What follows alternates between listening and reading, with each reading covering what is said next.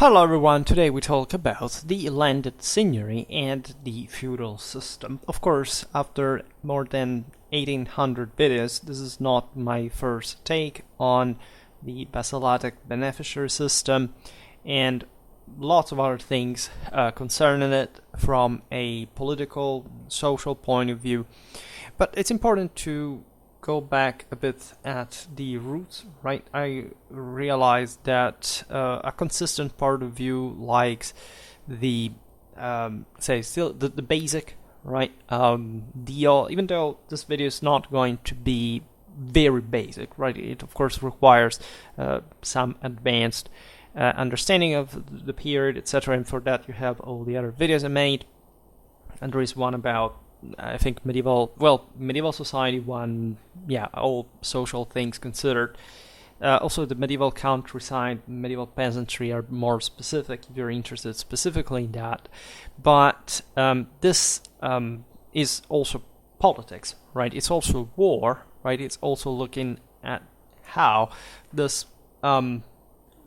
trend, more than a specific, say, novelty, considering how, in fact, also traditional power was intended to be wielded, right, is something that takes definitely on certain specific characteristics, especially during the High Middle Ages, so the very heart of it, and that will influence dramatically the entire civilizational development of Europe, mostly Western one, essentially all the world's essentially taken over by the Frankish system, really broadly meant, right, will essentially overflow in later times and say characterize at least the hardest core of most of what we see as Western, narrowly meant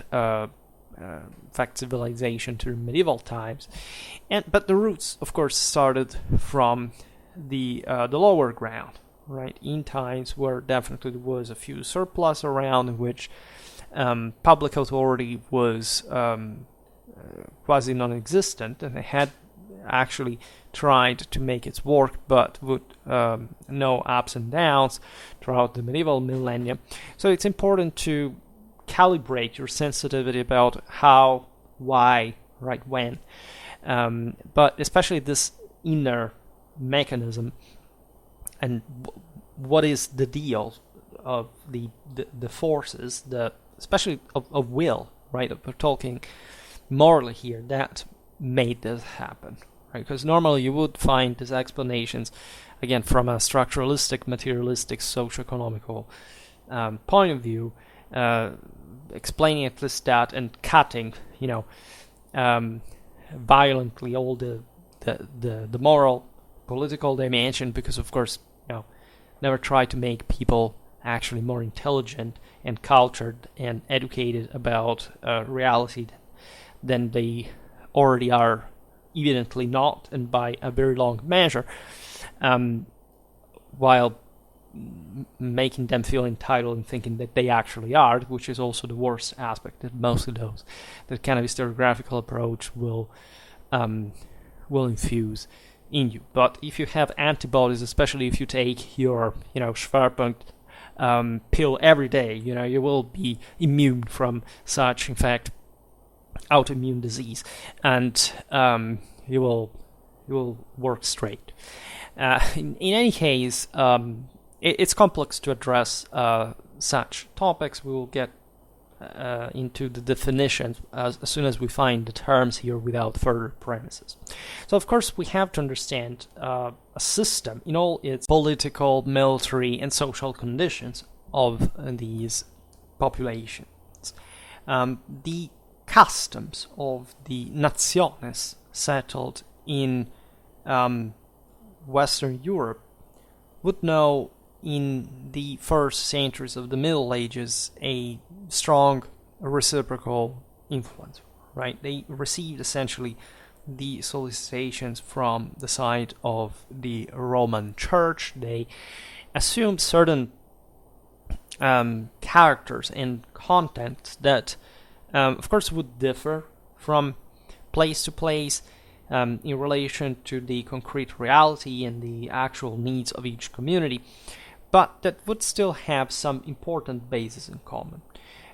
Surely there is a physical one, a material one if you want to. We're talking about pre-industrial societies. They had ridiculous crop rates. They tended to grow very slowly, and especially at some point they were, again, still experiencing significant crises that would make them shrink and or entrench more within themselves than they had been previously during the Roman Empire, when the system was fundamentally open, right? It was an enormous coordination, a very long distance. And here instead you have a very politically fragmented system that was not perhaps so excessively damaging as far as also the capacity of each community to exploit certain different situations, and in this sense learning from, say, a very harsh competition what could work and what could not. But that definitely did have its own international profile, right? International unity of some sort. We tend to overlook this dramatically. For most people, essentially, Western Roman Empire ends. This is just complete darkness. Nobody traveled. Nobody knew each other. There weren't international plans, coordinations, trade on a large scale, etc. No, there were massive actual contacts across this space that, again, especially we talk about the axis, say, Britain, Gaul, Italy, parts of Western Germany, also the areas, say, of Spain that remained unconquered by the Moors, and or that had enough dynamism, in fact, to cooperate with Central Europe. There is also a stimulus coming not just from the Byzantines, but from the same Islamic world at the point. But we're looking at this core Western European axis that is already organized from the very beginning of the Middle Ages by the Roman Church, that has notoriously throughout the 6th, the 7th century a clamorous capacity of coordination, of evangelization with the various communities in Western Europe, guided, organized by kings that also exchange their knowledge, their power, their influence with one another. The courts are, of course, in contact with each other. They help each other militarily. They have this sense of shared identity, after all, in the Latin Germanic realm, we can say. And on the same basis, the Frankish Empire will fundamentally hegemonize all this space, right? In at different times, of course, certain areas of this pretty large territory will not be directly conquered by the Franks, but effectively the rest, the surrounding ones, would be their client states.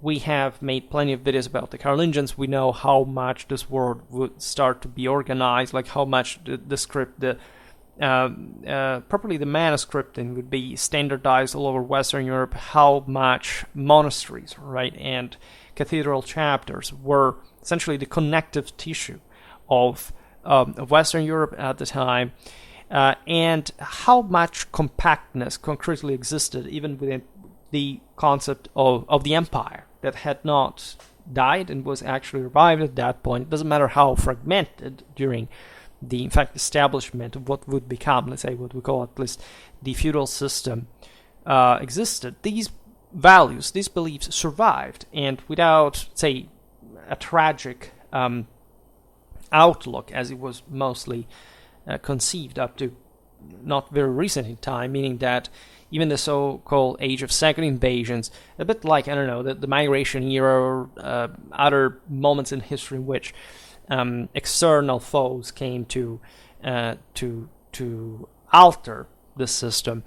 The dominating force, fragmented or not, was by far and incomparably by scale the one of this large continental Western European space, right? And over the the neighbors. Of course, there were other great powers like Constantinople, like Cordoba, but fundamentally what was happening within Latin Germanic Europe was not less functional, less productive, less capable in many ways than those other systems as well, right? And the feudal Europe would emerge, in fact, from this as actually the strongest of all these elements. It would be overrun in the following centuries. But it took a lot of work, right, for everybody involved. Also, the rest of the world was working pretty hard, essentially to meet with the same issues. So what was occurring in Western Europe is that such issues gave life to specific juridical systems that had existed historically to different degrees. When we talk about the vassalatic beneficiary system, we are still looking at a form of what always, right, clienterly societies had been in any time, right, but that were essentially being now codified, institutionalized. Consider that there were parts of Europe that had never met with that level of development and literacy prior to this point. So the disciplining, the writing down literally of the customs, and the modification according to the needs, to the circumstances, is something that for an important amount of regions we can start doing from now, right? There were naturally a significant difference, to say the least, between the various parts of this broader Western European space. There were some areas that had historically had a lot of public culture of state, where things worked more functionally from the cities, had greater surplus levels of literacy. Others instead that were barely at this point civilized, that had just been evolving from a tribal condition without literacy, and that would be in fact the ones that would keep rising the slowest in absolute terms, even though very often when provided with this sort of more rational imprinting from, say, the conquests, like, say, I don't know, the Carolingian one of Saxony, would also, say, be built very, very effectively, right? And in that case, for example, the House of Saxony managing to revive the same Holy Roman Empire, and contributing further to the broader development. So again, I don't need you to acquaint you with all this stuff, because we already made so many videos about this that it's even unnecessary to digress on it. But you have to keep it in mind, because again, very often I realize that whenever I make these videos this is essentially a video about the history of law rather than society, but very often those who get interested in medieval society think of this in very sort of, again, deterministic, relativistic ways, for which, like, the broader outlook is just an escape, a shortcut to a sort of magical, alchemic understanding of how the world system worked without studying every single place politically or militarily, and that's not how you can learn history. This is a video that, among many others, that you can use a bit as a merger, right, as a fluidifier, a sort of glue for getting, say, the broader picture from a background that, however, from a political point of view, is of course way more important than the social one. But realizing what was at the bottom of society, and how it was built from that further, is of course all one with it, right? So you have from one side the traditions of the various communities, the customs, right, that had in various ways been conceived as sort of God-given ones, right, and still being articulated on a communitary base that already at this point by high medieval times was essentially monopolized by the aristocracy, right?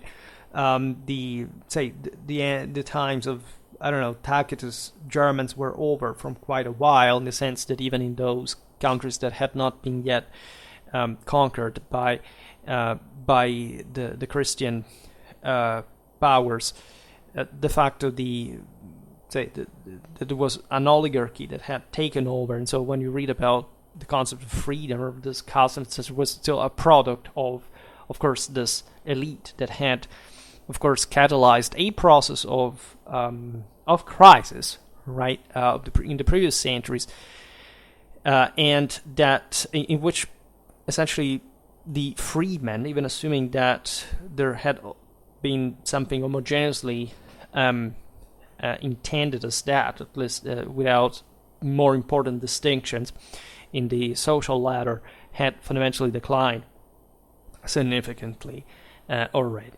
Right. So the first of the new systems is what we can define the landed seigneury, right? Which I think is the simplest and most effective term to describe this dynamic, like the decay in production that had occurred, say from the migration era, had changed relatively a few. There had been regions in which this process had been slower, of course, others in which instead the growth had been greater, and this mostly followed, again, the patterns of the ancient world as well. In any case, even there we have to be careful and looking especially at individual sort of political, institutional failures, specific wars, invasions. Then, of course, there are commonalities in the space, especially during the aforementioned second invasions. Basically, each of the major countries, right, of post-Carolingian Europe was hit by all three, Viking, Magyar, and Saracen raids at a point or another. And they, at this point, meeting with these pretty similar challenges or at least comparable ones, from essentially, again, post-Carolingian background. I made especially a playlist about post-Carolingian Europe, which is one of the single most underestimated topics, say medieval historical topics in popular culture, for reasons that I will not digress on, but that are still contained in this video, in the sense that we're talking mainly about post-Carolingian Europe, of course. There are, of course, historians that give more or less importance to the impact of the second invasions. I have, again, the aforementioned impression that they have been overstated in the actual impact and success, especially compared to the internal warfare that was occurring within continental Europe. And in any case, you have a reorganization, let's say, from within that copes with these various problems. So, of course, there had been a contraction of traffics in general. It was a generalized insecurity of the communication routes. Most of the problem, however, stemming from the shortcoming of public authority. Most of this area had been dominated by the Franks and also by peoples that had essentially not known historically much of a state or a public culture. Of course, the Roman Empire, as far as that, had contributed heavily from terms of law, juridical culture, administration, but it also was not standing anymore as a state as well. So this made things much more complicated as far as especially a coordinated regulation on who had, for example, to defend, restore, and erect bridges, right, that were of enormous importance. But the same fortifications. Made multiple videos about encastellation to explain this phenomenon that in fact was much more connected with the internal dynamics of privatization of power than of external invasion.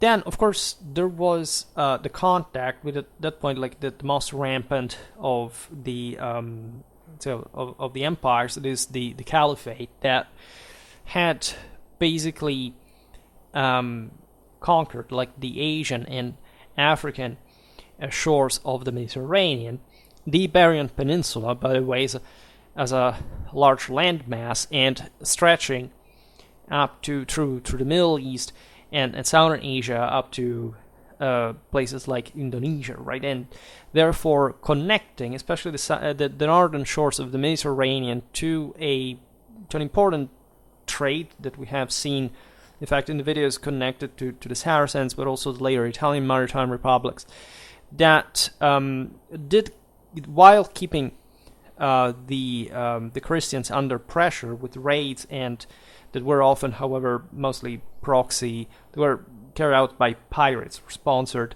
by the neighboring powers like, I don't know, Cordoba, etc. Were, however, triggering in Europe a massive, reaction that would take the form of the most advanced naval engineering sort of capital control and investment methods. In fact, what would be in the 11th century the Christian retaking of the Mediterranean without too much of a problem. So while, for example, the Saracens, like the Vikings, the Magyars, would raid across all this space, also in the hinterland, right, very often, especially the Magyars, and the Vikings mostly in the riverways of places like France, mostly favored by, again, also local dynamics. The general organization at a local level was somehow being dramatically boosted by the relative crisis, and those bases that, as we've seen, had remained as an ecclesiastical imperial system, right? You can't say relic, but actually something that was taking over. Like if you look at the role of the bishops, for example, in ruling cities, also manning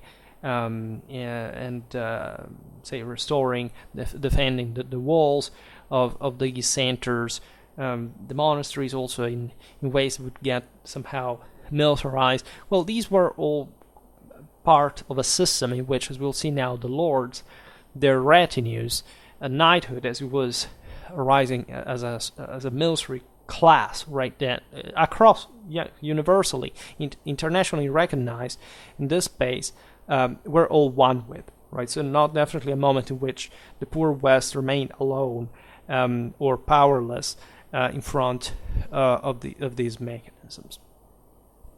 There is, however, an interesting, change in the type of organization that you can look through, for example, the type of settlement, right? There is an idea that some coastal areas, for example, had to abandon their traditionally lucrative maritime trades for taking refuge in the internal areas. This is true, but to the extent of communities that were not at the center of significant power and or were particularly battered by the maritime invasions, that wouldn't, however, as we were recalling before, bring to an actual involution of the system throughout this period, right? You can't explain the expansion of Europeans afterwards otherwise. In any case, of course, trade routes, this access, this broader ways of communications change, right? There is, especially north of the Alps, not a desertion of the urban centers, but somehow a militarization of the same, a tendency to, in some places, going away from the major routes of communications as settlements, because these were somehow the most exposed, and taking refuge in some other areas of the countryside, right?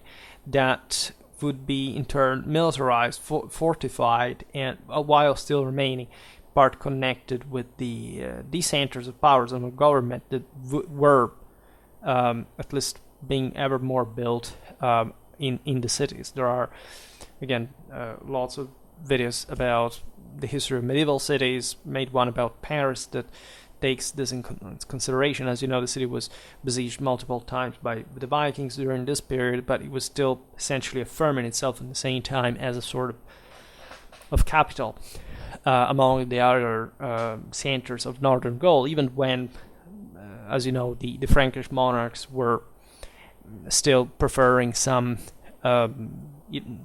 with some country households, etc. It's in this process that tendentially communities began to settle in great landed dominions, right? At least certain dominions would be formed over naturally a majority of the people that already lived in the countryside by default, and that acquired a great power, rebuilding essentially what had been lay authority in a seigneurial sense, in fact, so in a tendentially monarchic one from scratch, right? Monarchies never ceased to exist from post-Carolingian times. Actually, they were sometimes the first guidance in this process. But you have definitely lots of seigneuries, that lots of vassals that will become as powerful as the monarchs, as they were rising in an autonomous way, which of course tells you how much energy there was out there and how much they were exploiting, if not when not fueling situations or conditions of instability, including the same external invasions, in order to maintain their own authority from the center. And still coping with the competition between one another, these same invasions, and so becoming essentially effective, for example, in their defense, but also in the production of local resources that were needed in a bit more of a autarkic way.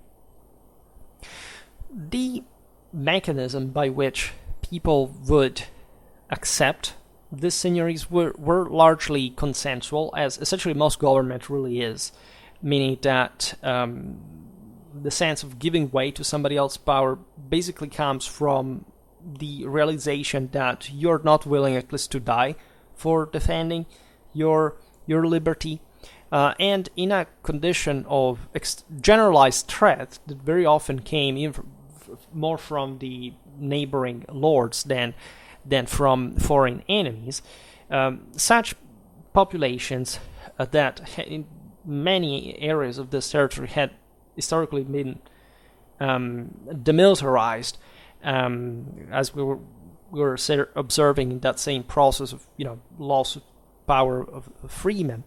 They would ask protection, to the Lord against the many external threats, and essentially a guidance, a leadership that would grant them peace and internal order, which of course were to support the Lord in this function, right?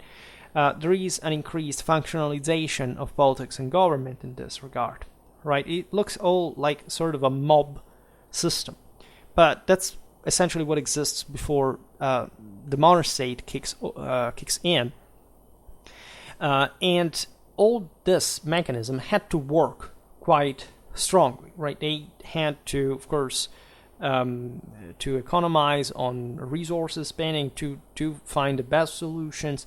They would have to work accordingly to survive, very often, again, without counting on major, long-range contacts, right? Even though these would be increasing still during the 10th, 11th century.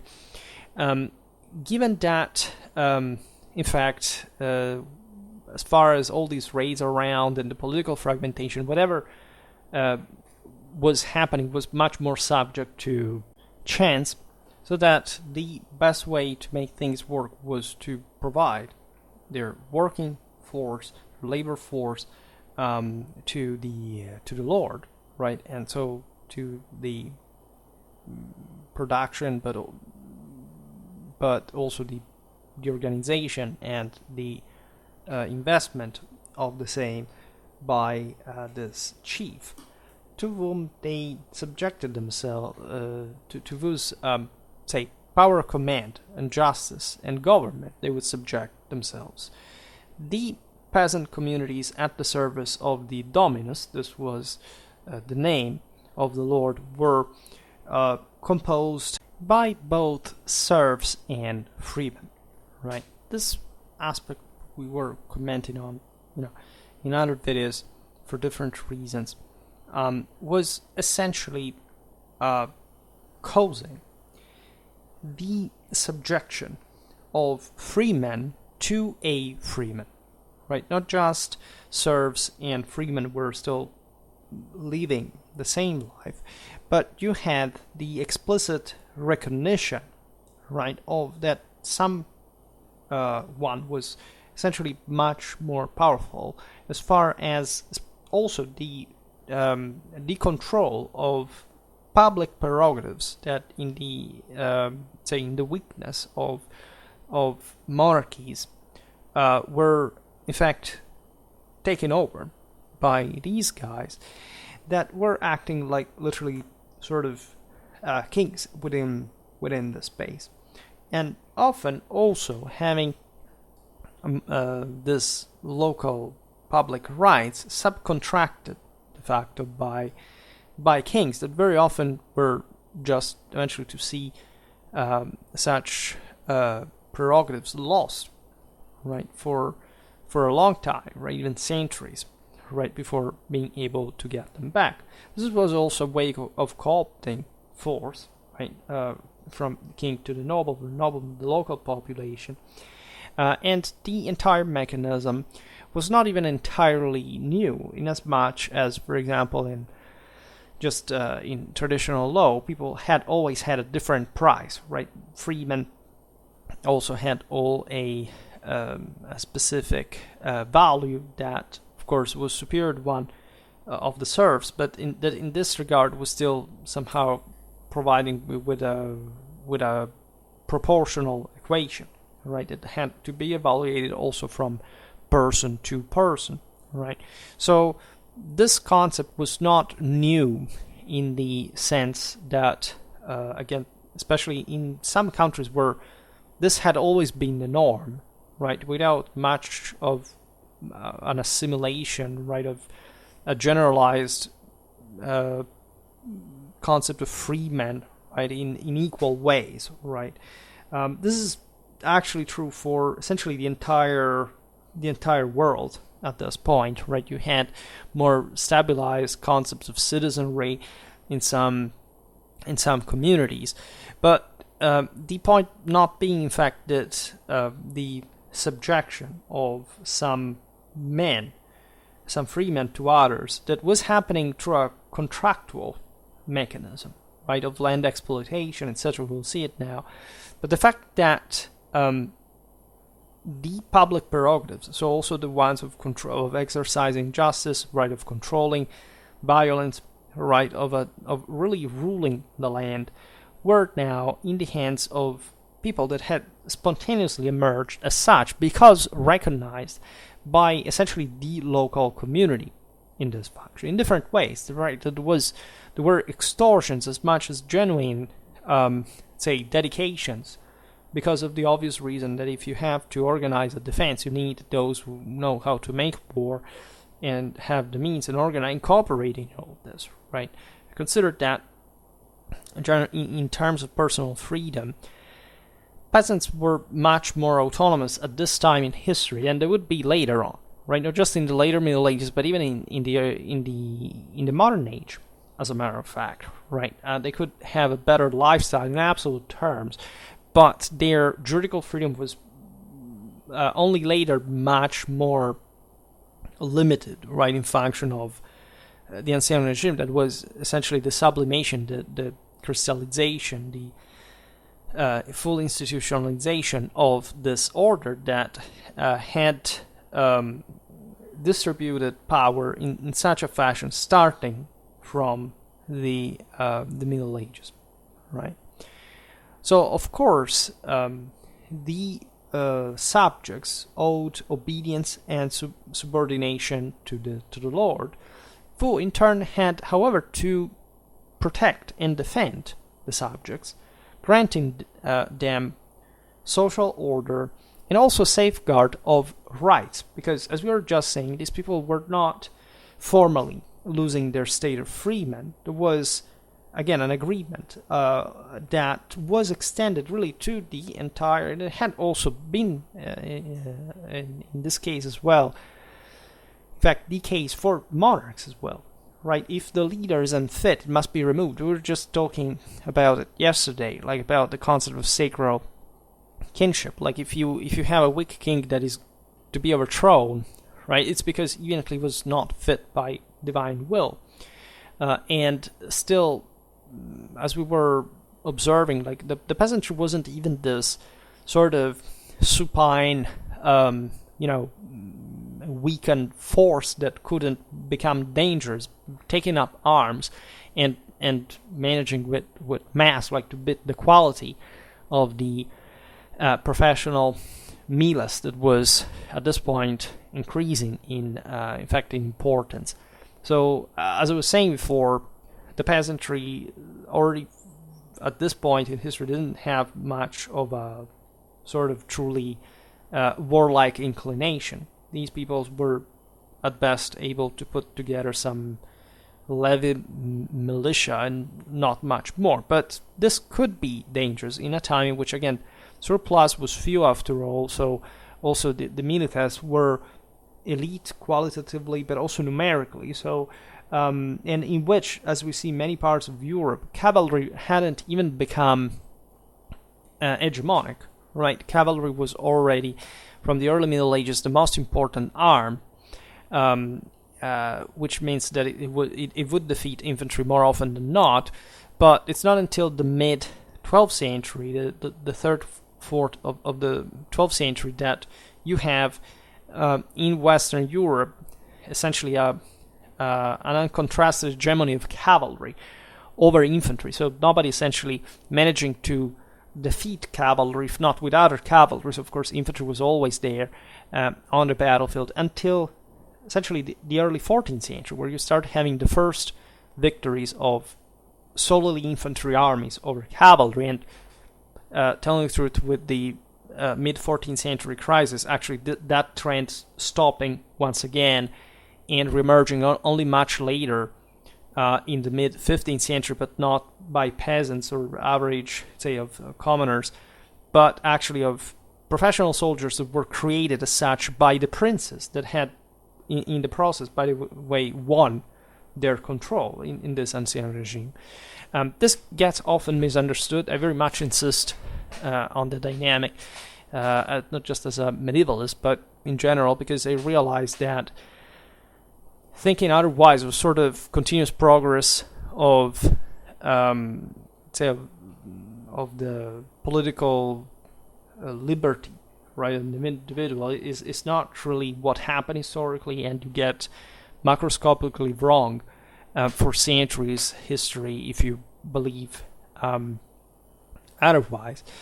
In any case, you understand that this system was already quite, it's very conceptualized in historiography, especially as a continental European. We teach this stuff because it's part of our sort of very famous historiographical tradition that focused very much, especially in the last century, on these topics. But again, it was much more generalized in history, in the past especially, and it would intensify to a degree, as far as the degree which the peasantry was subjugated in most areas of Europe later. In any case, to the end of land exploitation, the seigneurial territory was split, ideally and famously, in two parts: the pars dominica, so the part of the Lord, that was in fact under the direct control of the lord. And the massaricium, that is an area articulated in various rural units, sort of land plots, called mansi, that the dominus assigned to the peasants, right? We were just talking about yesterday how this form of allotting of the land was part of also in the very etymology of sacral kingship, right? It was a God-given law, and then the sovereign's task of allotting part of this power to the rest of the people, right? The themistes and the nomos, right? And in this case, let's say the guy who get land from the lord was chosen exclusively by the latter, right? At least, of course, it was a political process as well, but mostly in these lordships, these lords, as we said, were masters, right? So the peasant, free or serf that it could be, that would receive the mansus, had to provide the lord with a part of his product. And this mechanism would have, constituted, in fact, an impressive part of the of seigneurial power. I made a video specifically about the importance of surplus and the harvest and famine in this mechanism. The interesting thing juridically is that also the free peasants owed the lord that amount. This also wasn't that strange. I made that video about the Byzantine tributary system just the other day that tells you how, in that case, the state mostly surviving collected agricultural surplus with a mechanism of essentially of loss of liberty, right? A paradoxical disappearance of slavery that is technically happening also in here. I made a video about the Longobards, the passage from the colony to Massari in Longobard, Italy, that is also slightly different, but in that case it's one of further freeing rather than else.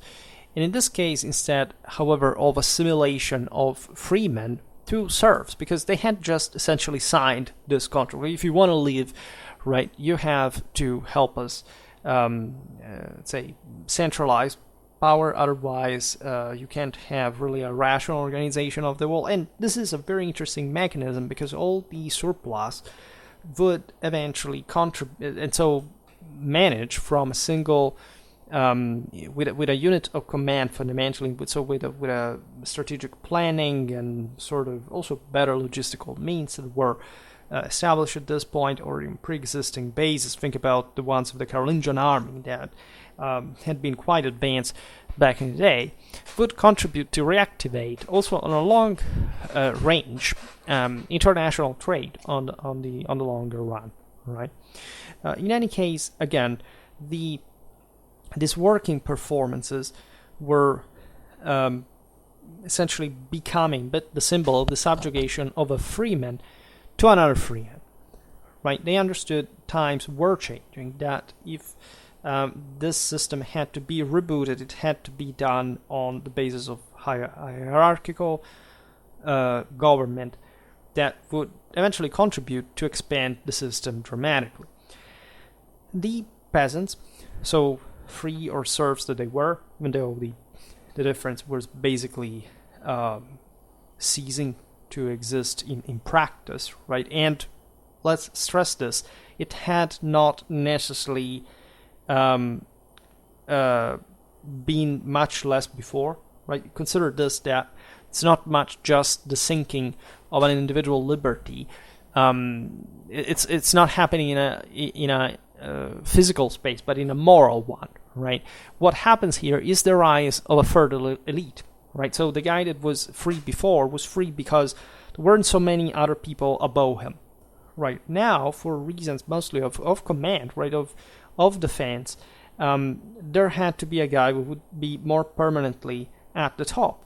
And so that while the system was increasing and the majority of people was not really controlling it in a unitary sort of, systemic, infrastructural way, that also, again, in many of these areas had not even ever existed, were seeming to be just, of course, ever more under. It was ever more evident that there was somebody who was increasingly more powerful than them. And this, again, goes in parallel with a great degree of cooperation. I made lots of videos about this. There were properly geographical traditions refer to, say, saints who were also, however, some of these lords. There is a sense of also of lay holiness connected to the providential purpose, again, the sacred, the ancestrally revived sacred meaning of leadership, right, that is at work here. It's a very complex topic, but I promise we will make other videos on it because it's excruciatingly important. In any case, the corvées, more practically, were these extra working performances that could be asked right further over the whatever this essential contract, where land management with already the contemplation that part of the surplus had to go to the leader. And the peculiarity of the corvée was that the peasant basically had to carry that out on the pars dominica. So they would work most of the time on their assigned land plot, but then every once in a while, and so in providing the surplus deriving from part of the surplus deriving from that to the lord, sometimes they had to work in the same core land of the lord's manor fundamentally. That was also tending, as you know, to be fortified, and so being ever more qualitative and more central. Even though within the maceration, even though the lordships that were forming at this point could be controlling territories that were also very, very far away, not contiguous, etc. But this is also typical of more advanced areas where, of course, there was also a bigger capacity of, say, governmental practice and land management, right? So again, it depends on which country we're talking about, which areas, right? Some are, again, working in very different ways, but they're also very similar to our eyes, considering the, say, the pre-industrial background. The product of the corvée, of course, was going straight to the lord, meaning that whatever was produced on the pars dominica, independently on who had produced it, or with which force, would go to strengthen the lord. And more, because consider, again, all the surplus was collected within the pars dominica was, for example, useful to, during a raid, for example, to call all the people within the fences, the fortification, and to feed them. Famines that occurred, of course, required somebody who would have this surplus and be able to deliver it, to of course, to negotiate, to do whatever with it, right? So for better, for worse. But at the end of the day, in the overwhelmingly evident and broader picture, of course, would bring to a literal booming, right, of and structuring and organization and capillary productivity of Western Europe at that point. For the transformation of their product, by the way, the mansus title holders were obliged to use only the services provided by their lord. This was something that the lord could impose, again, to different degree, but would normally occur in this way, meaning that through the surplus the lord would build, say, mills, right, ovens. This is also for, crossing a bridge, like having, but even essentially the exclusive right to produce some, and also the access to pastures, woods, rivers, lakes that were part now of the great seigneurial reserve, because traditionally they had been public assets that belonged to the kings, and this was a thing, in fact, that survived in the feudal monarchies too. Whatever the king, as the king was just one of these many great lords, and managing eventually to surpass them and to reestablish sort of this demanial assets as recognized, right, as the kings. Given that, by the way, some of the most precious resources for the economy of the time was, of course, stemming from the pastures, from the woods, whether, for example, pigs were fed. Fishing was very important. Like just in Europe, even very maritime countries historically mostly fed themselves through river and lake fish than the sea one, right? So this was a poor world, but also one that, as we've seen, was extremely careful about organizing the access to the various resources, calibrating them. And we will come back on individual videos on these very topics, because notoriously the royal forests, sometimes were not even forests, by the way, but in fact had pastures still, etc., and or the seigneurial ones were fought over, right? There were, there was a great deal of power competition for the control of these resources, also at higher levels. As you understand here, the dominus was recognized as the owner of the necessary authority in order to make all this thing function. Otherwise, he would have not been elected, right?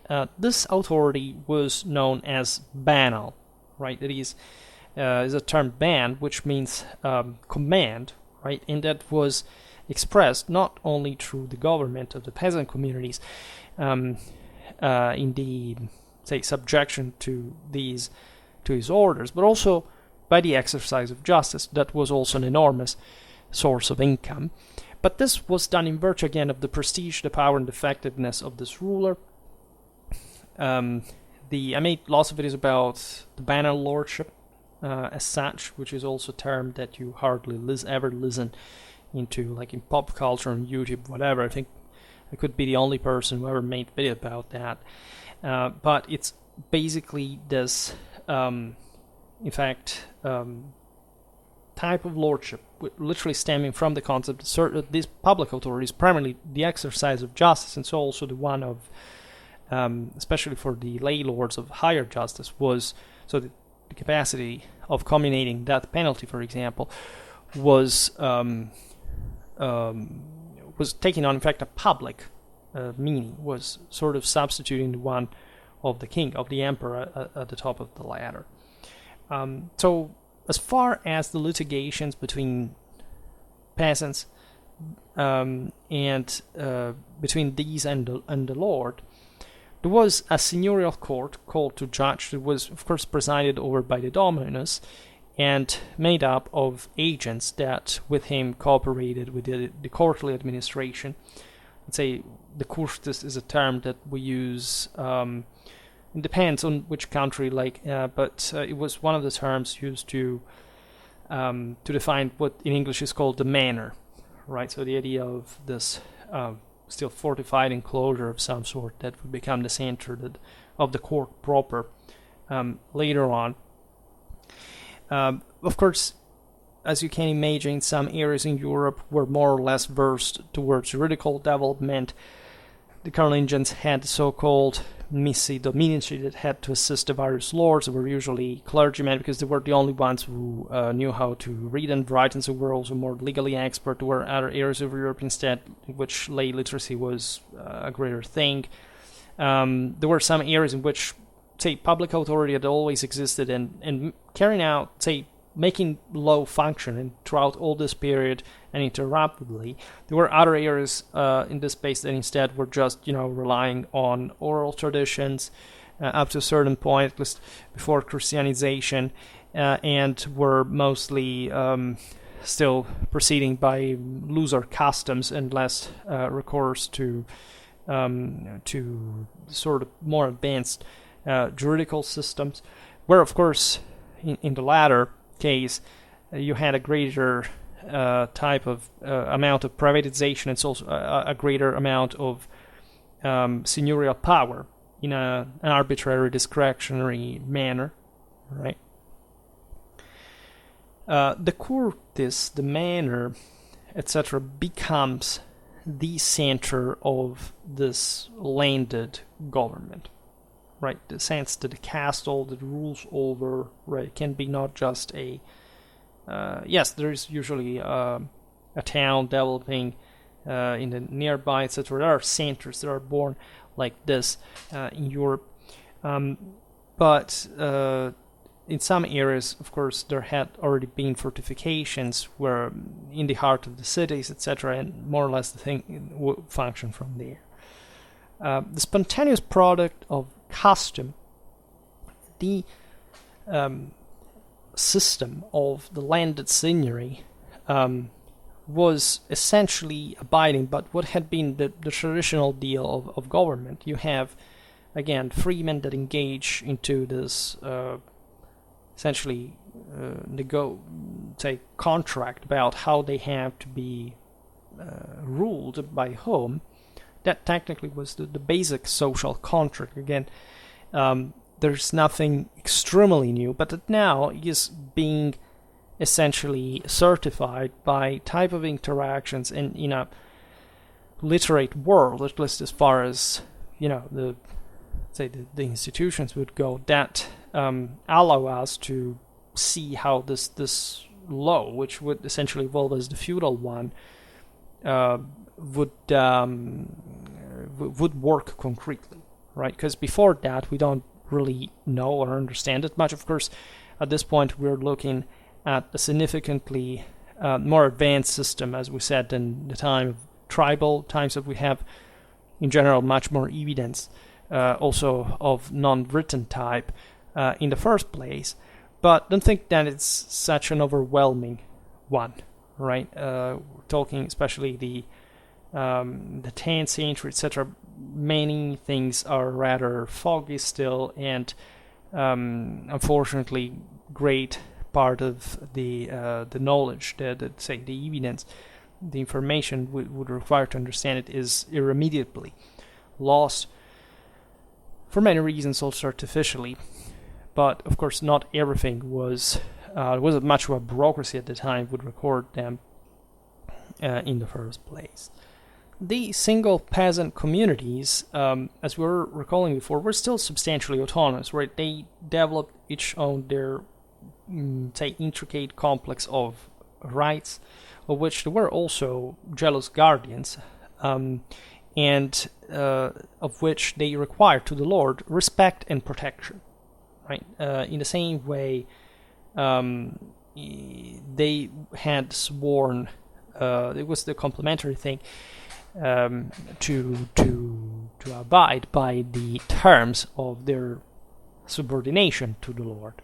Again, this happens, we were talking mostly about the peasantry, but it happened at every single level of society, right? In cities, in general, the general realm, the sense that the nobility too was representing a bit the law of the land. Historically, there had been, again, Romano-Germanic written laws that were just a thing that were still in force, and so again, that divide between what the average peasant would believe as far as the national applicability of this law, written law, was concerned, was naturally very was widening. But the sense that while the system is developing from the within autonomously and mostly in a private sense, that every community would have their differentiated regulation, is something that would stick for a long time. In Europe, we've seen it until the descent in the 18th, the 19th century,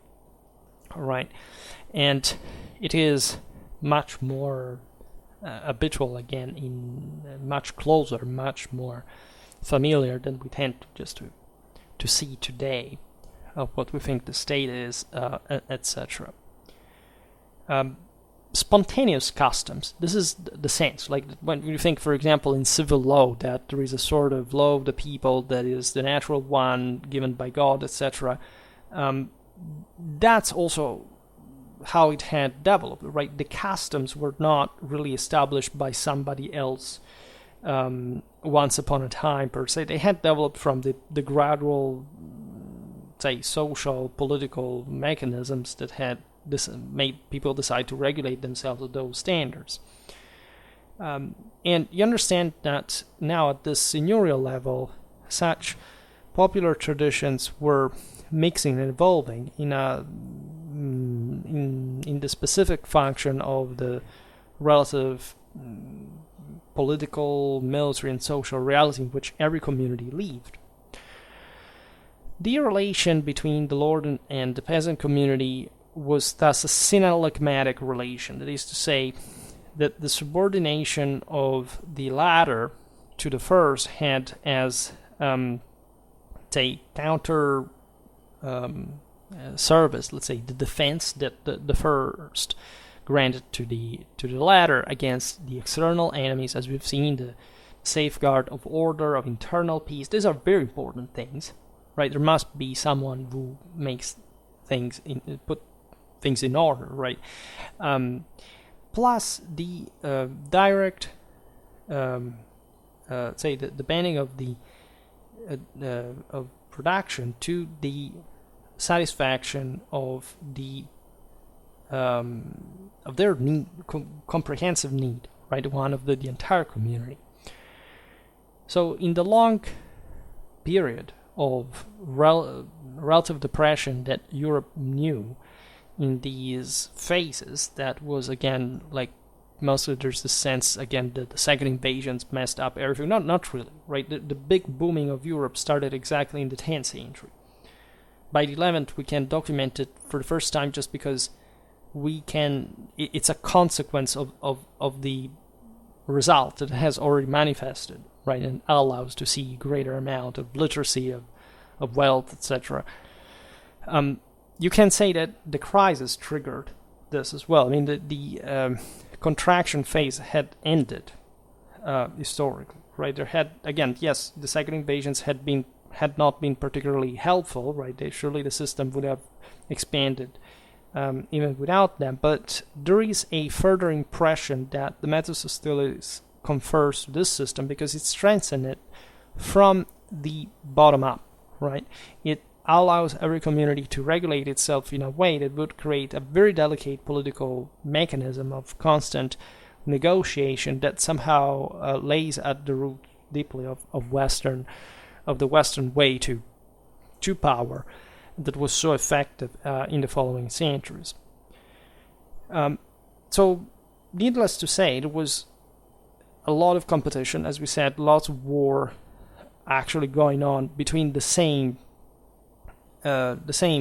continentals, right, that were, in this sense, great landlords. I made recently just a video about the, say, Ottonian warfare, the defense of, and the expansion also on the Elbe and Lotharingian frontiers, the fights against the Magyars and Slavs, but also against the same Western Franks in that case, right? So while, of course, that was coming at the end of a significant moment of incursion and paralysis of the royal institutions regarding the capacity of mobilizing effective forces to put an end to the invasions. These invasions were essentially rendered possible by the various local noblemen letting these guys pass, going on to raid in some other places. That was a way essentially to undermine the attempt of these kingdoms to reboot in the first place with a strong centralized rule, or at least, something that could be functional enough, and therefore also a clash was reinforcing from the within the sense of how to manage these incursions, how to even be able to realize when they had gone too far, and so even turning against them and fundamentally getting rid of them, right? The way, let's say, Vikings, Magyars, Saracens were taken out of the way, it finally was really much without appeal, right? There wasn't a it had been a hard-fought clash, but in as much as the continental Europeans had not essentially agreed on where to come back together. Of course, at that point, having an overwhelming superiority that, of course, could at that point support a further strengthening from the within, and without turning, say, at least requiring this external interference to fight against one another.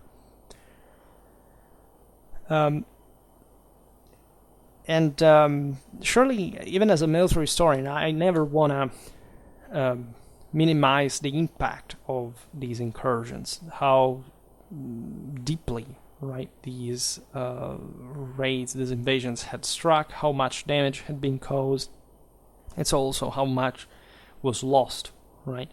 But again, all considered, this was still, and this tells you how much more impressive European potential was. This was just a little part of the whole, right?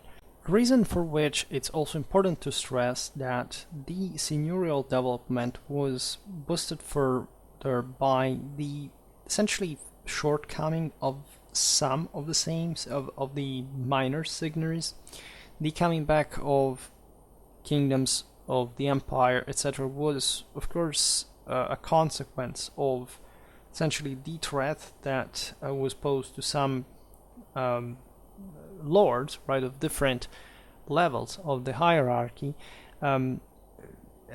turning towards those who were more powerful than them in order to be supported, and or putting an end again to the aforementioned invasions, right? There were some areas with the risk really to be destabilized for this sort of twisted mechanism. Of course, they were again very pressured by the internal forces as well.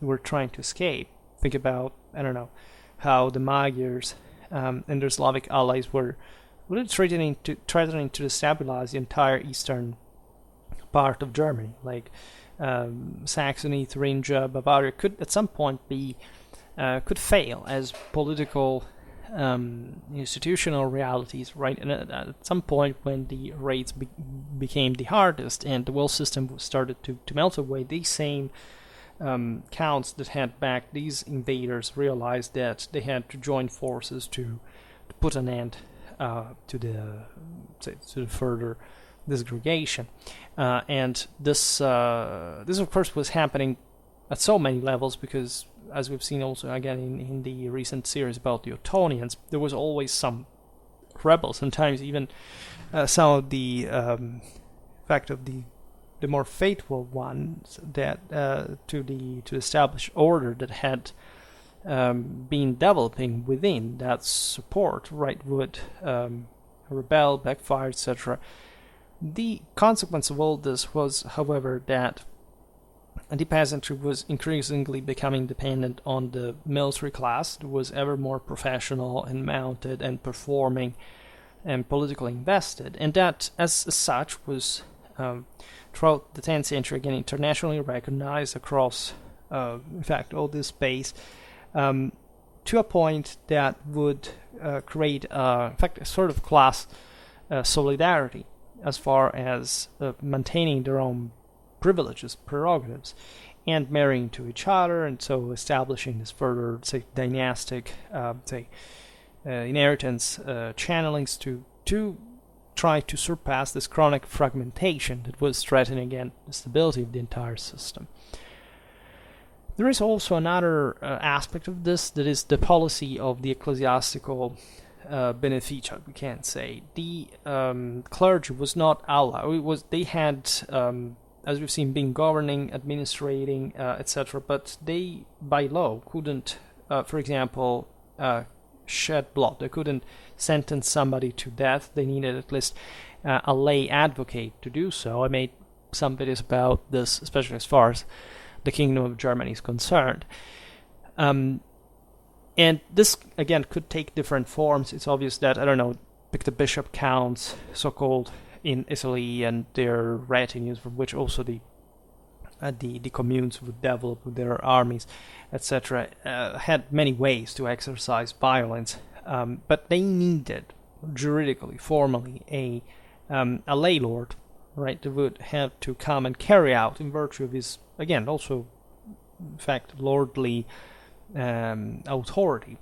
And that was, again, flexible. The same feudal titles here are not really defined in a fixed way properly. Some people could be a dux or a comus or a marquis, etc. So depending on whichever, for example, in that case, the king mostly would recognize, etc. Again, made so many videos about this in the post-Carolingian Europe playlist that you can find all what I'm referring to there. I will not repeat myself. And there was also, of course, the option for the clergy that still lived in very secular ways, right? Not just with, secular clergy like the bishops were very, of course, mundane, but they were actually, because they could fight themselves, right? Just juridically, their action was, for example, could not sentence people to death, right? This is interesting as a picture. There were all some penitence systems for bloodshed, etc. But as a bishop, you could simply call your brother, who was a lay lord, right, to carry out these sentences and executions. And of course, the private nature of this public power was self-evident. Again, the Frankish world, broadly meant, had never known but this, right? It was no other model whatsoever. It was attentively, from the Carolingians, the effort to try to centralize on a more statal level based on a Roman model. The same goes for the Holy Roman Empire. Think about the revival of Roman law by Frederick Barbarossa, and commissioning it to some sort of the various jurists of the Bolognese studium, etc.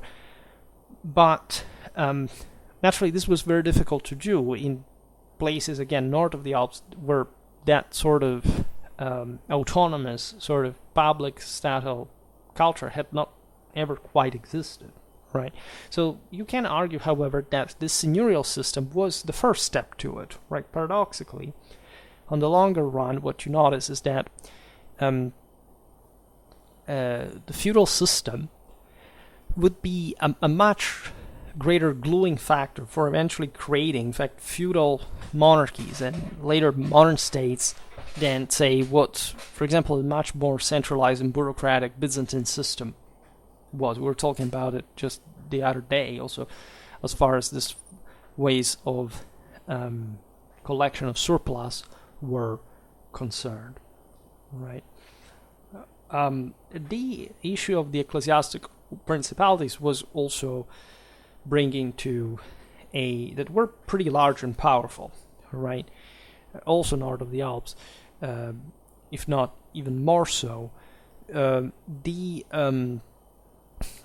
fact, these ecclesiastical princes to notoriously support practically any monarchic process, right? They, fearing to be eaten alive by these other hungry lay vassals, they sided with the monarchy with authority, and they helped developing further the public order.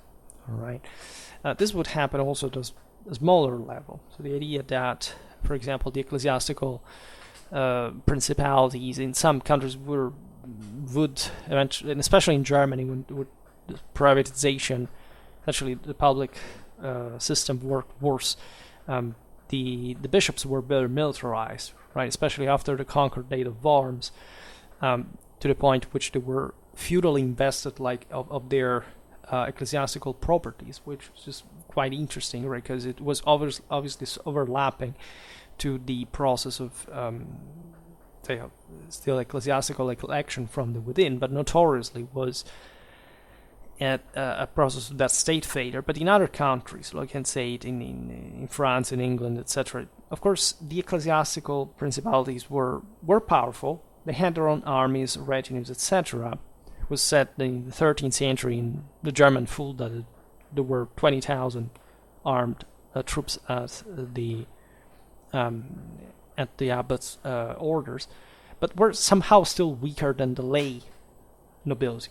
It was much more warlike, professionally so, and much more invested generally in that sense of limitless competition, right, and capacity of also having a greater a stronger iron fist on their own territory, right? So, as you understand, one aspect of this landed seigneury was protecting the community militarily, which also entailed unavoidably conquering others, fighting, etc. And the governing, as far as the exercise of justice, etc., but also the literal administration of resources, right? To a point of, in fact, business, sort of also international trade level, that is notoriously increasing, especially in Central Northern Europe, for the first time at that level historically. This was partly the fruit of this more concentrated power that had previously not quite been there, if not under the Roman Empire. So a very different system, considering the local, how things were managed for local communities. In fact, this form of seigneury, the High Middle Ages, could have not been conceivable in Roman times, right? In the juridical world of ancient Rome, because law at that point identified only one grade of dominus, meaning as the emperor, and of course his capacity to intervene everywhere with the same capacity, at least in theory, and that would have not allowed this sort of series of superimpositions, right? Unless if we look at, say, various customs that had developed within the Roman Empire, and still with within the traditions of the various peoples, there was space for some autonomy, of course, but of course government was unitary, right? There was a statute capacity of intervention. There wasn't a space for the affirmation of, say, superimposed or split prerogatives, like, I don't know, just one element, for example, as it would develop in the seigneuries in very complex ways, just, I don't know, having prerogatives just on the rent, or having on the command, right? It could be multiple lords there superimposing their capacity. The Romans had a unitary control on the whole, independently from how, of course, the local communities were organized at the lowest levels. So this physiognomy, there would be so much to talk about, including what I just last observed, right? The superimposition of different lordships on a single community. However, is the original product of the early high medieval Western custom, right? And this mechanism, fundamentally, it's difficult to periodize it, because, as we were saying, this had, in a sense, existed since ever, to a degree, just to a degree, right? Independently from the Roman Empire, from any kind of back and forth in terms of centralized power, there had always been a general background, which, again, different people have different value, and they would just interact with one another as sometimes the only forces de facto operating in a concrete way on that territory, right? Many people stress the fact that this thing began mostly between the 8th and the 19th and the 9th century. This is correct because of the affirmation of the Carolingian Empire, its disgregation and crisis. The full affirmation is definitely the 10th.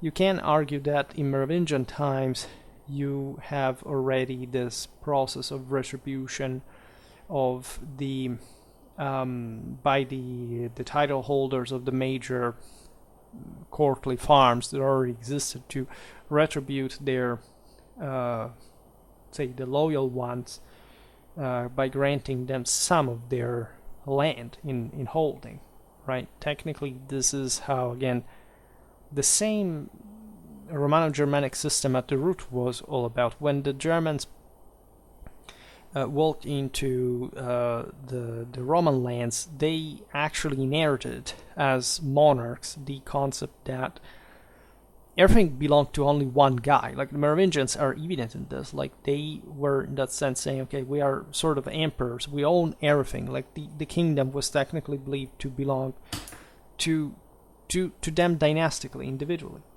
right? And that if anybody wanted to do anything, it had to essentially respond to the king of that, because ideally, at least, that's how great monarchical authority really was. There was the Roman imperial model, etc. Then, of course, when things went differently, started, were always more complex. Of course, there had always been some degree of subcontracting, right? Even the same hospitalities of the Germanic tribes, right, that had to settle and to fight and on behalf of Rome, etc., was a bit like the same thing on a bigger scale. And so that's how real it had been, how concrete, right, this form of government had been the case. But there were some public prerogatives that had remained in the hands of kings. For example, minting coins, or administrating justice, or having, again, control of what was still recognized in some elements, say some assets, a public domain that at this point start getting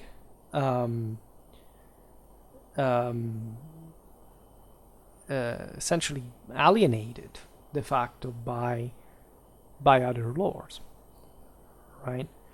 The Merovingians had tried initially to prevent patrimonial alienation, but their empire fragmented into essentially 4 different kingdoms.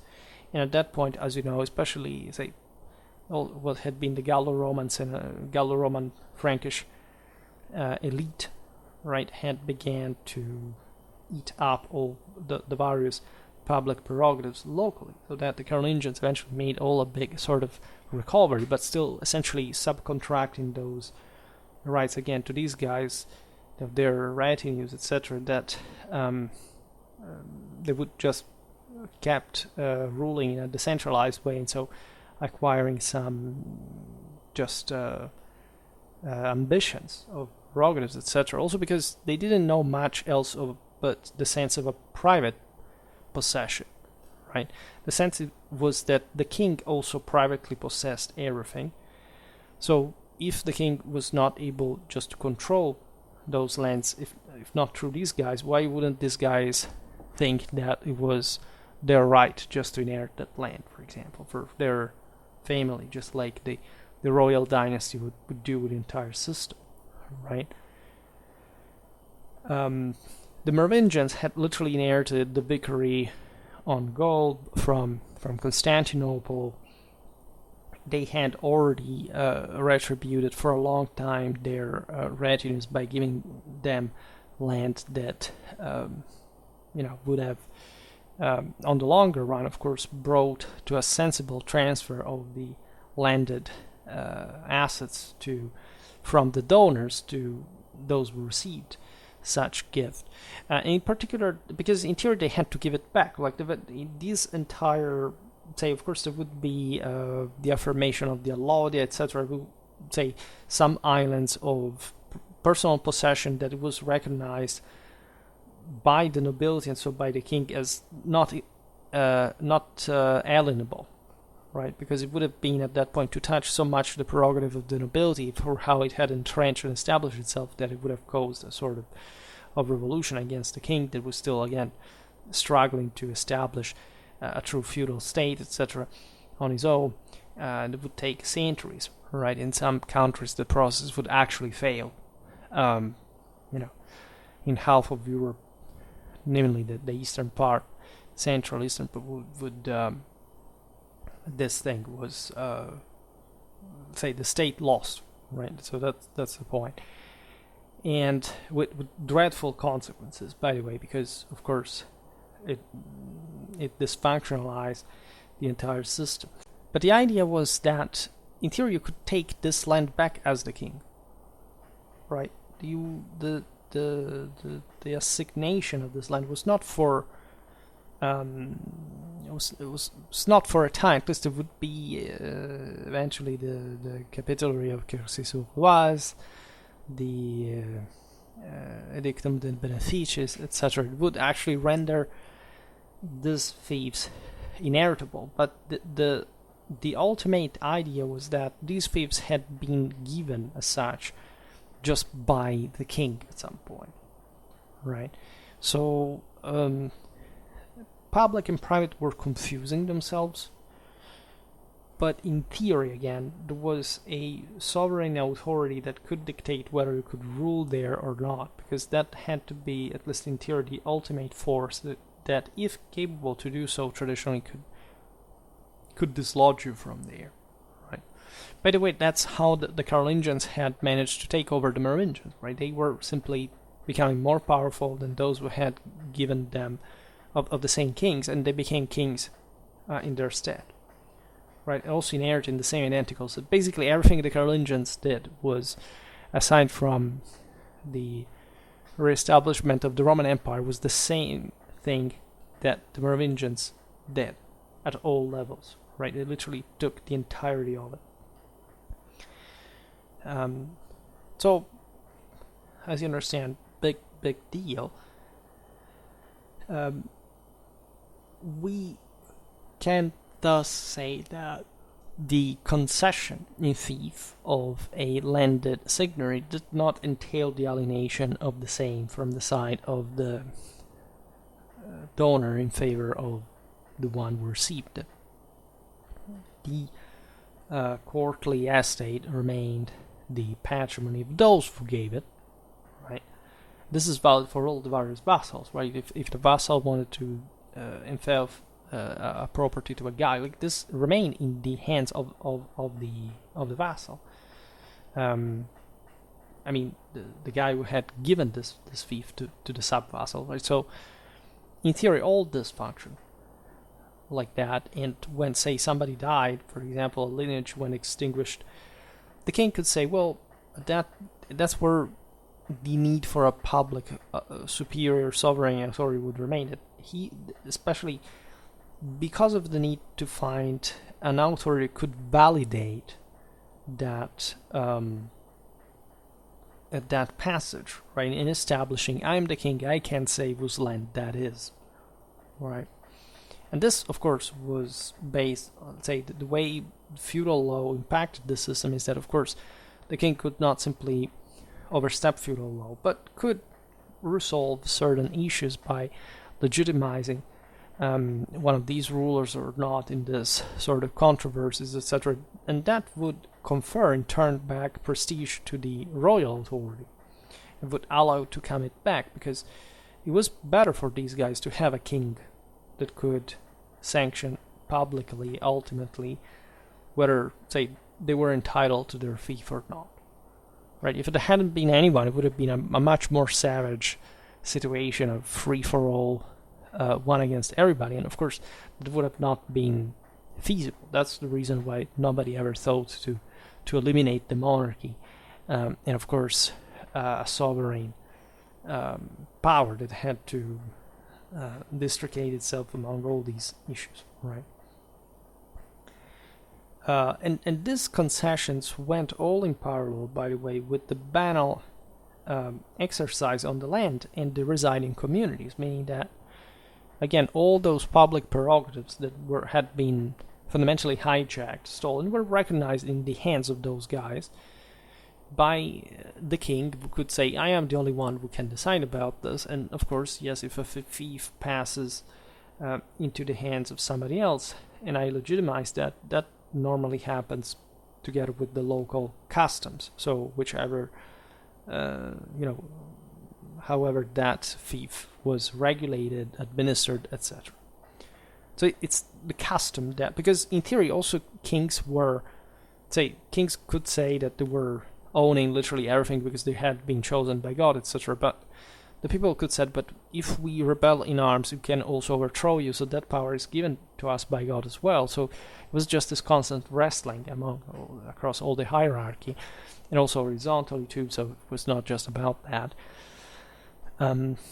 But it's about custom. It's about eventually who does really have the power and how he negotiates this whole thing and wants to settle matters to stabilize the system, which is stabilized. All right, the feudal monarchies managed to do so at the end of the day, and especially the ones in Western Europe are the states of which, in fact, especially if you look at France, right, this was the most feudal because it was already more developed at the bottom of society for having such powerful vassals, but then eventually also developed the most centralized system as a consequence, while other monarchies lagged behind comparatively. Also, England was pretty good at that. Sicily too, like especially the Norman ones had this advantage, in fact, of establishing a feudal monarchy, but balanced in lands that were not feudal, like in fact England and Sicily.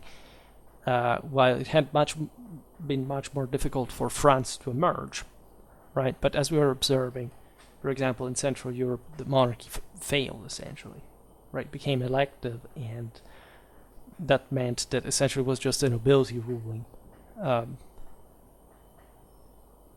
The custom at this point thus was drawing the feudal relation by profiling it with three main elements. One was the real one, let's say, constituted by the court, right, by the manor, right. It was and so by the entire business, the entire seigneury actually, that was indicated with the term of beneficium, which comes from to do good in Latin, right? So it's something that I do to your benefit because I give it to you. A personal one that was fealty, right, of those who received this beneficium, that is the vassal, towards he who gave it to him, that is the Lord. A fealty that constituted the foundation of the disposition and the same reason of the duration, meaning that if this fealty had come less, right, also the concession would have not have reason to continue, right? This is very important, as you understand, so that, I don't know, if you fight against the king, it's high treason in his perspective, and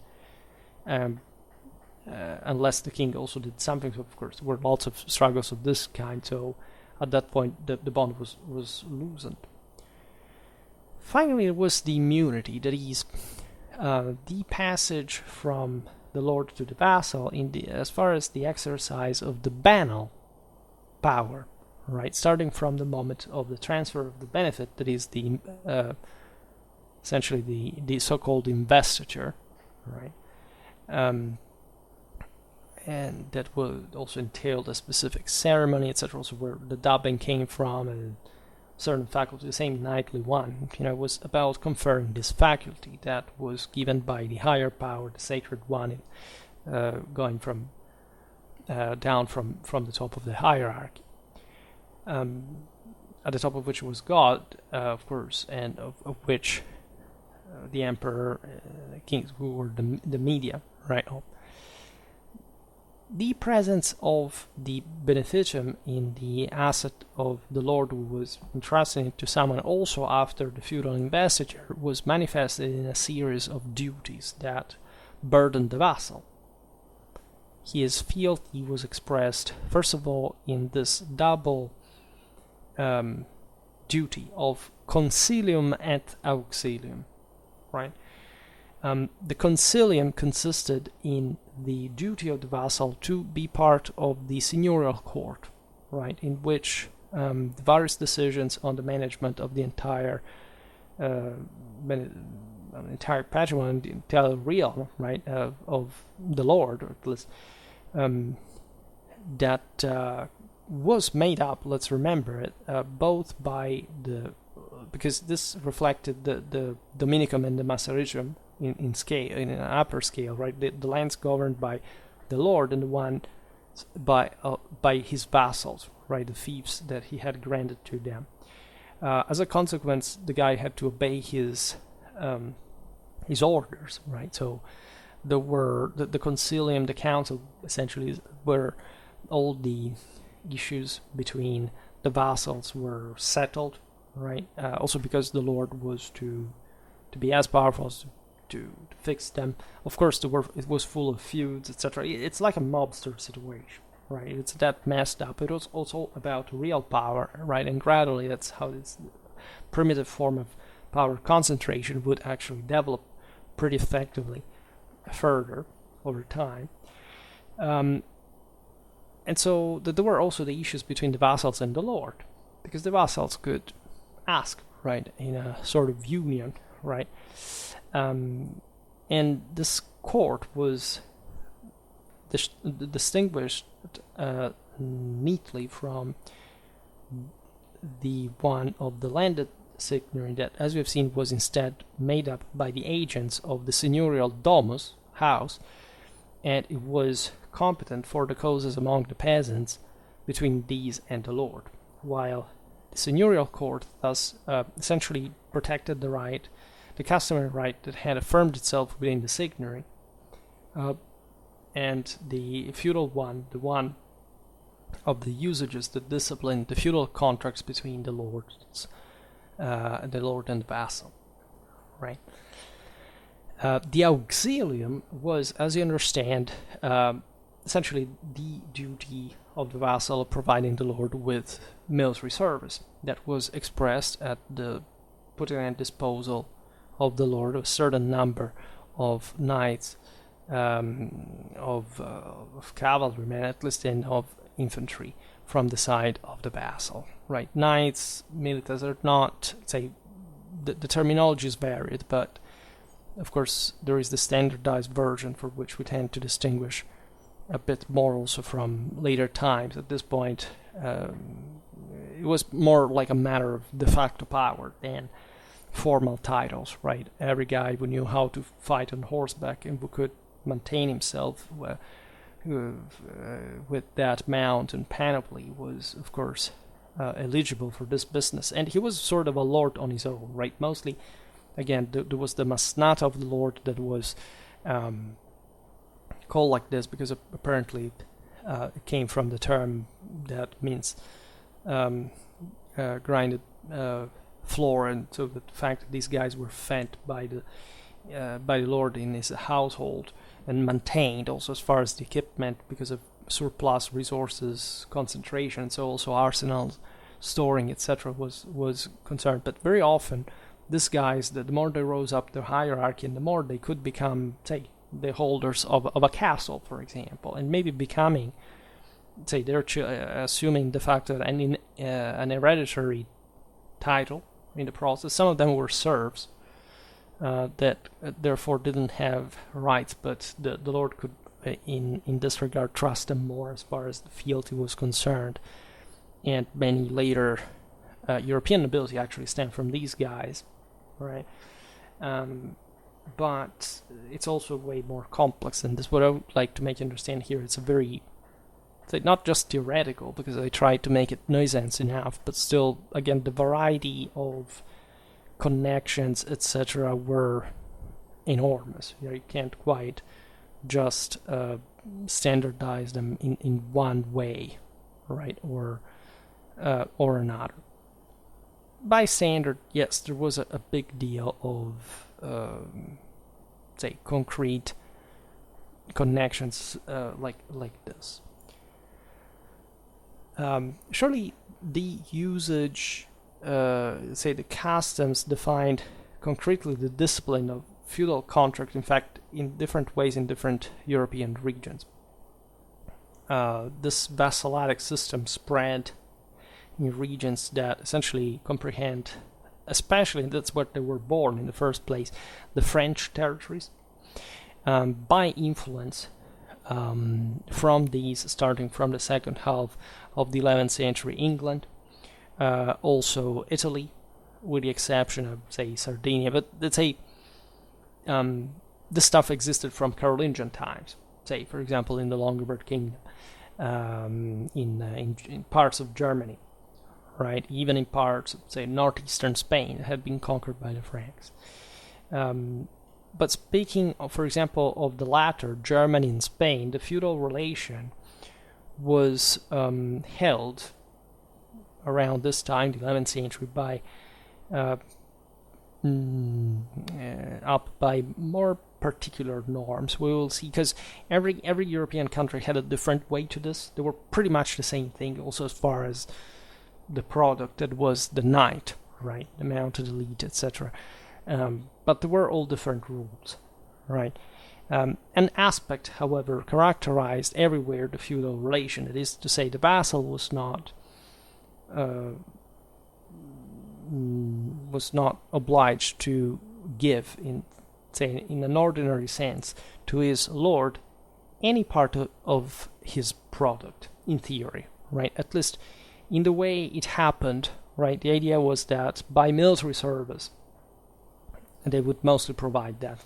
Only in exceptional cases they were asked for surplus, but the surplus simply equated to given amount of heavily armored horsemen, and that was the most active, obvious mean that the lord would ask.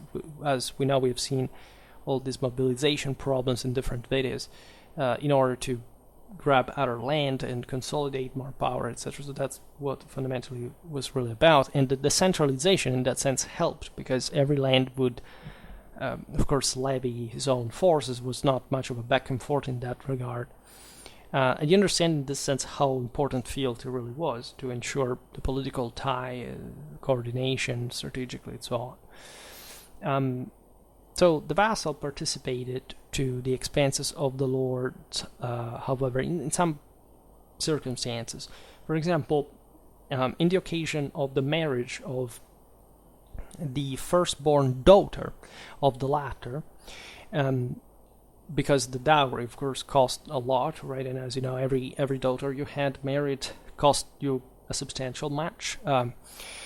Also, in the moment in which the firstborn son became a knight, furthermore, the vassal contributed with a certain proportion to the sum necessary for the ransom of the lord in the event in which he had been captured, not necessarily even in battle, as you understand. And finally, and this, of course, was regulated by whichever political interest you had, needless to say. But, of course, if you were part of a kingdom, and even because of the internal rivalries, the king gets captured, well, there is a substantial blow to the whole system, so it's worse rather than better.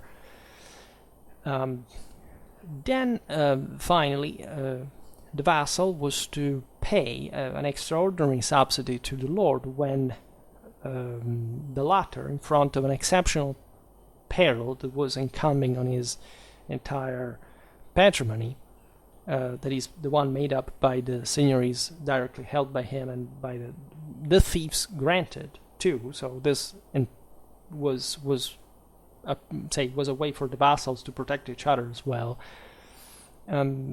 Observed the unsatisfactory measure of the ordinary military service, and thus had to provide sort of more complex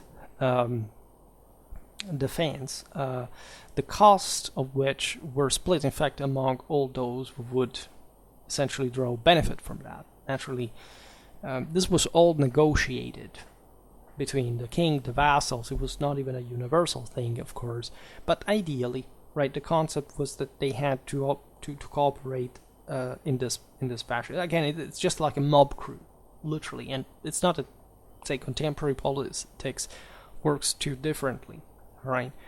It's just more systematized, institutionalized, rendered more official. But at the time, it's really these guys meeting up and trying to sort out this. And it's also because most of the ways they would solve the thing was fighting, right? Active. There wasn't.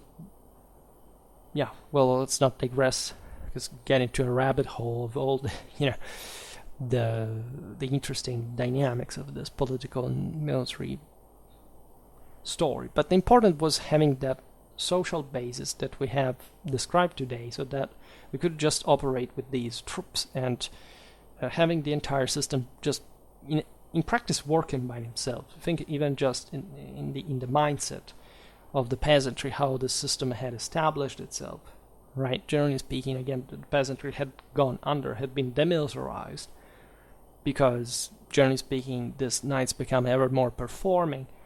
They're a crushing force, and throughout the Middle Ages would be peasant revolts, but essentially they would go nowhere the overwhelming majority of the times, and even when they succeeded, they were mostly in peripheral areas in which, say, the nobility was weaker anyway, and they were generally depressed areas.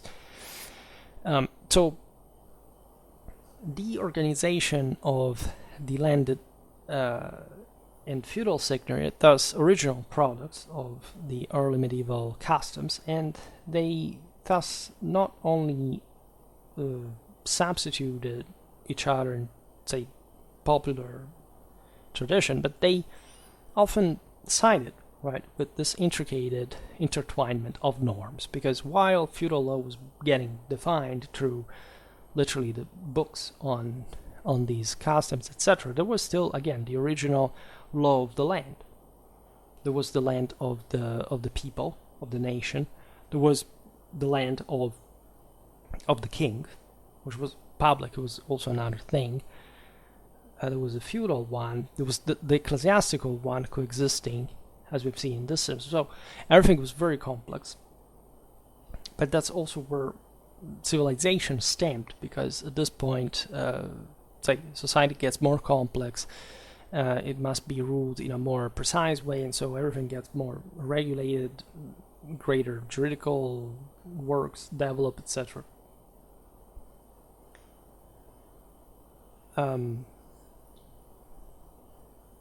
Two subjects, this is an important concept, in this system could have a condition of parity of rights as far as the popular law was concerned, and finding themselves in different conditions in the seigneurial one.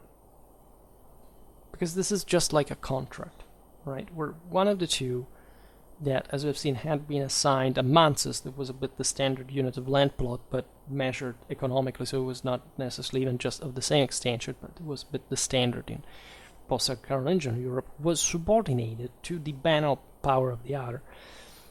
Just like in the feudal one, in which you could have a vassal that is superior to another, right? So at the same time, the custom, operated within both of the two systems. That is to say, the common customs to the people that lived in the same territory substantiated themselves through this, as we've seen, national traditions that had predated these times, also one of the same were influenced by the natural conditions, how the land was faring, whether it was a war. So everything was modifying accordingly. Everything was very fluid. Every community sort of molded common patrimony in relation to their specific situation, and within the landed farms, let's say the landed business, landed course as well, that managed as well, the reciprocal duties and rights of the free peasants and of the lord were defined by the concrete form that each time this took on in the local juridical tradition, just like it was happening in the feudal relation defined by every vassalatic contract. And this complex situation obviously finds clear expression in the status of freemen known in the early Middle Ages, while in Roman law the summa divisio de iure personarum, so the the greatest, essentially, difference in the distinction of juridical status of the individual was the one between freemen and serfs/slaves, as Gaius 153 precised, with only a degree of liberty, even though eventually, again, there were people of different classes, etc., and so different rights, was counterposed a status of total absence in the same. In the High Middle Ages, the contemporary enforced law of multiple systems had the consequence, or at least shading much more, the juridical status of freemen. So in the Roman Empire, ideally, you had different shades, but more or less everything revolved around freemen and slaves. There was really nothing in between. Yet there were the freedmen. That's also a thing. That's the shade. You have then again different classes of citizenry regarding the, say, based on essentially age, wealth, as you know, and that also gave different political rights. Right, so that would contribute to also stratify society and to arrive to late antiquity, where most people had also already lost a substantial amount of power. As we've seen, this was true also again in tribal societies on the longer run. But in this period, say the High Middle Ages, you have the juridical status of freemen articulated in 3 steps that correspond to different functions rather than status, right? Because in theory they're still all freemen, in theory, right? There are countries here in Europe which de facto everybody was somebody else's, right? As a forma mentis. In others in which the sense that you were traditionally free and discounted a bit more was out there, right? And interestingly enough, it was mostly in the Mediterranean, right? In the countries of Roman tradition, or at least the one that had greater influence from those times. It also had Germanic laws, but that had still maintained to preserve that individual liberty. The absence, again, of a public force devoid of strong forms of privatization north of the Alps was instead bringing this stratification to be even more, say, the gap to be much wider. In any case, the 3 steps here are the following. From at the top, you have the lord of certain landed, again, business, say, allodial ones that couldn't even be alienated, ideally by the king, right? So the concept of the allodium, again, is that land would have been acquired by a sort of originary title of some sort. That is to say, if you date back in time, like mostly through occupation, purchase, succession, but that was intended like, this stuff belongs to me and my family, and I do not accept any form of subordination, not even by the king. So you have a banal authority there over freemen and serfs, and nobody can really tell that much, right? The immediately inferior ladder was functionally the one of the vassal, right? The one that exercised the ban on communities of his beneficium, but that, as we've seen, owning this in virtue of a concession was essentially restrained by a series of duties that subordinated him to the dominus that such beneficium had assigned to him. Interestingly enough, that if we're talking about royal vassals, we are seeing here the king, of course, giving part of the royal domain. Of course, also the king could have purchased stuff at personal title, so he would act just like another guy. But of course, there was properly land was recognized to be, we've seen it, especially in the videos about the medieval historical regions, for example, France, where France, say the Capetians begin to eat up all the various vassals' lands, and they elevate this to sort of appanages for the members of the royal family, so that they became peers of France, like, I don't know, the county of Anjou, that kind of stuff. Then, at the bottom of this functional ladder, you have the freeman, whoever he was, that, however, worked essentially mostly as a peasant, that was the title holder as far as his national customs were concerned, in the specific territoriality of his community, because, by the way, this law was not homogeneous. Well, we talk about, I don't know, the customs of, say, the English people, because it's not that every person in England went by the same rule, right? They had quite different customs, right? And just, say, the emergence of a national identity, of course, was a thing, like in that case for the Anglo-Saxons, but was also much more nuisance, because, as we just observed, there wasn't even necessarily a fixed law. Also because, given it was a custom and natural, it could change, and so it was also, in the political and juridical arena, a way to say, well, we decide what law we have, right? So that's the degree by which, let's say, as a lord, you should not infringe with it. Actually, as you know, what would happen even in England is that the barons were the only ones to make it work, and actually the English peasantry was pretty much subjected to the nobility. I made some videos about this specifically, especially for the 13th century. So, in practice, of course, this free peasant was essentially under the banal power of his lord, right? So a subordination that found its most significant expression, as we saw today, in the ordinary concession to the lord of a quota of the product, and in the provision of these corvée performances, right? So this, I think, is a pretty clear picture. Again, if you've never heard of it before, it may be a bit confusing. There are different ways of explaining it. At least it's always the same story, and today we observed a bit more the